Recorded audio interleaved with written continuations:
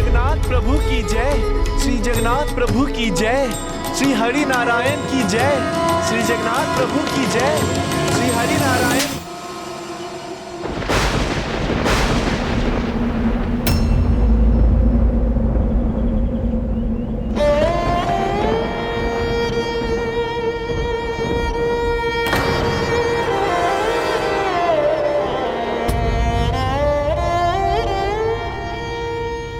भक्त पर प्रहार हुआ तो कान्हा तुमने उसकी रक्षा के लिए हस्तक्षेप क्यों नहीं किया? इसलिए दाऊ क्योंकि सेठ ने मेरे भक्त मणिदास का भला ही किया है, उस पर प्रहार कर ये प्रमाणित करने में सहायता की है कि भक्त के लिए उसका भक्ति भाव कितना महत्वपूर्ण है।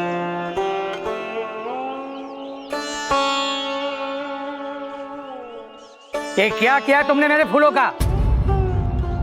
बोलो।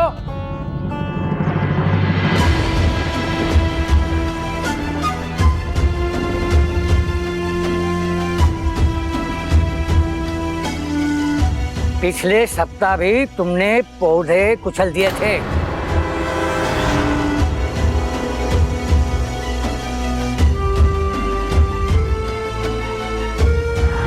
और आज फूलों को रौंद के रख दिया तुमने।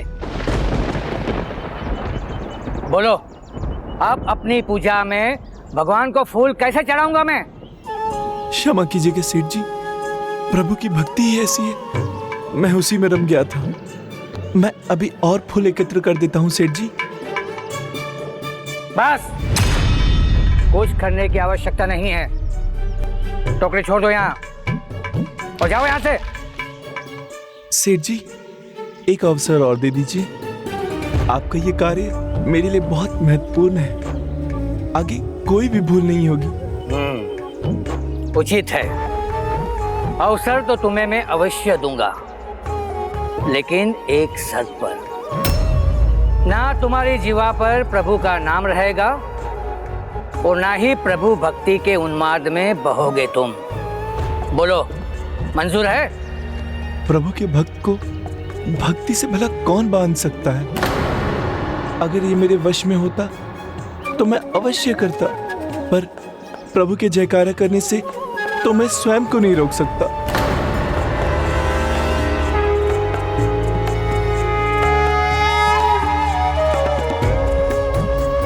स्वयं को नहीं रोक सकता? जिसका अपने स्वयं पर नियंत्रण ना हो, वैसे लोगों का मेरे यहाँ कोई काम नहीं है, समझे? चलो जाओ यहाँ से। सेठ जी, मेरा एक परिवार है, पत्नी है, वृद्ध माता पिता है, वो इसी के वेतन पर निर्भर है। तो जयकारे पर नहीं, अपने कार्य पर ध्यान रखना चाहिए था। सेठ जी, वो मैं अब मुझे कुछ नहीं सुनना, मैंने कह दिया। जाओ यहाँ से, यहाँ चले जाओ। मैं चला जाऊंगा सेठ जी, किंतु जो कार्य किया है उसका तो वेतन दे दीजिए। वेतन? किस बात का वेतन? जितना कार्य किया है उससे अधिक हानि की है तुमने। और कान खोलकर सुन लो, और यदि तुम यहाँ से नहीं गए तो मेरे प्रहरी तुम्हें उठाकर यहाँ से बाहर फेंक देंगे। सेठ जी, निर्धन को सताने से क्या मिलेगा? मुझे कुछ दे दीजिए ताकि मैं अपने परिवार का पेट भर सकूं, फिर मैं चला जाऊंगा। मैंने कहा ना, तुम्हें कुछ नहीं मिलेगा। प्रहरियों, इस बावले को यहाँ से उठाकर बाहर फेंक दो, फेंक दो इसे।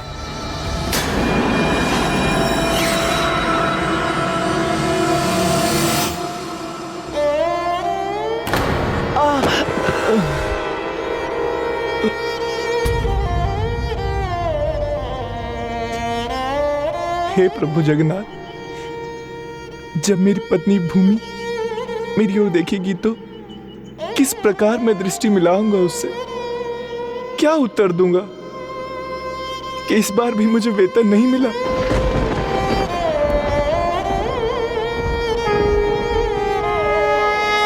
माँ, पिताजी, मैं आप दोनों की भूख कैसे शांत करूं? घर में तो एक दाना भी नहीं है। स्वामी किसी एक कार्य पर टिकते ही नहीं। किंतु इस बार उन्होंने मुझे वचन दिया है, इस बार वो ऐसा कुछ नहीं करेंगे कि उन्हें कार्य छोड़ना पड़े। और मुझे विश्वास है कि वो आज खाली हाथ नहीं लौटेंगे। इस सप्ताह के वेतन से वो अनाज ही नहीं, फल, मिठाइयाँ और बहुत सारी आवश्यक चीजें लेके आएंगे। बस वो आते ही होंगे।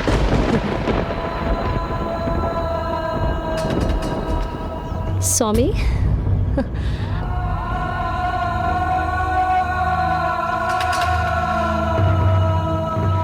स्वामी, तो क्या आज भी आपने अपना वचन भंग कर दिया?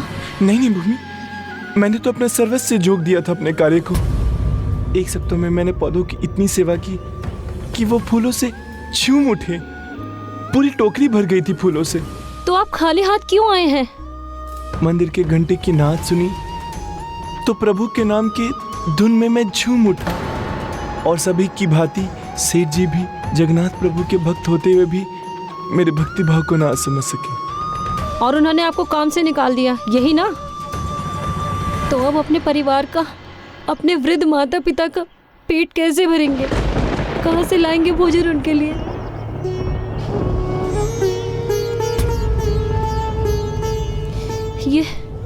ये क्या हुआ आपके मुख पर? ये कैसी छाप है? कुछ नहीं।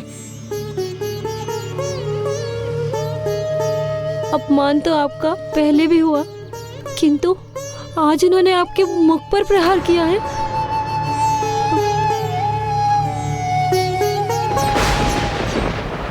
आप पर तो और भी प्रहार हुए हैं। वो वहाँ के प्रहरी मुझे बाहर निकाल रहे थे तो मैं गिर पड़ा। अर्थात सेठ जी ने धक्के मारकर निकाला है ना आपको? मुझे अधिक कुछ नहीं हुआ, मैं बिल्कुल ठीक हूँ, तुम चिंता मत करो। जिस प्रभु का आप सदा नाम लेते हैं वो आपकी कभी सहायता नहीं करते, तो उनका नाम लेना छोड़ क्यों नहीं देते आप? नहीं, जो जीवन और श्वास का संबंध है वही मेरा और प्रभु के नाम का है। जब तक ये श्वास है ये भक्ति भाव भी रहेगा। मैं प्रयास भी करता हूँ तो अपने भीतर के भक्ति के बहाव को रोक नहीं पाता। और जब जीवन ही प्रभु को निछावर है तो उनके लिए कैसा भी अपमान, कैसा भी तिरस्कार सह लूंगा मैं।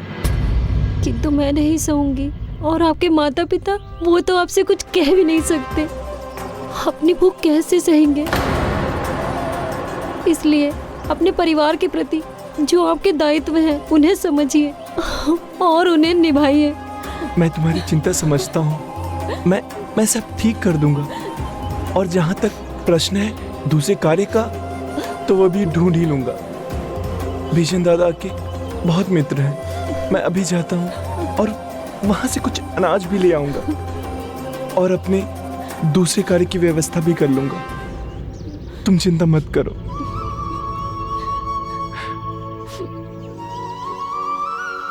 अपने घाव पर औषधि का लेप तो लगा लेते।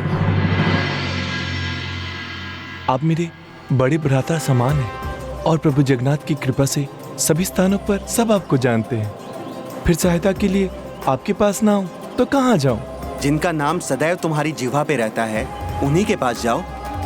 प्रभु श्री जगन्नाथ जी से प्रार्थना करो, वही तुम्हारी सहायता कर सकते हैं। उन्हीं की इच्छा से तो आप मेरी सहायता करते हैं और प्रभु जगन्नाथ की कृपा से फिर सहायता करेंगे। अब तुमने प्रभु का नाम ले लिया है तो मैं कैसे मना कर सकता हूँ।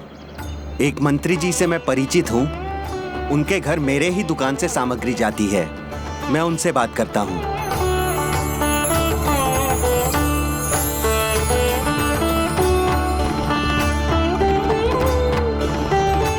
ये लो, ले जाओ।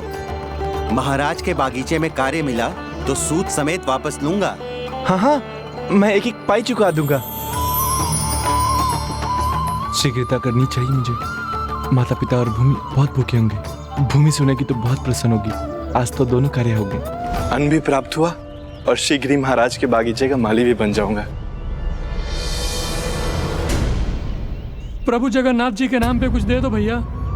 कुछ दे दो भैया, प्रभु जगन्नाथ जी आपका भला प्रभु श्री करेंगे। जगन्नाथ जी के नाम पे कुछ दे दो भैया, जगन्नाथ जी के नाम पे कुछ दे दो। प्रभु श्री जगन्नाथ जी के नाम पे कुछ दे दो ना भैया, कुछ दे दो भैया।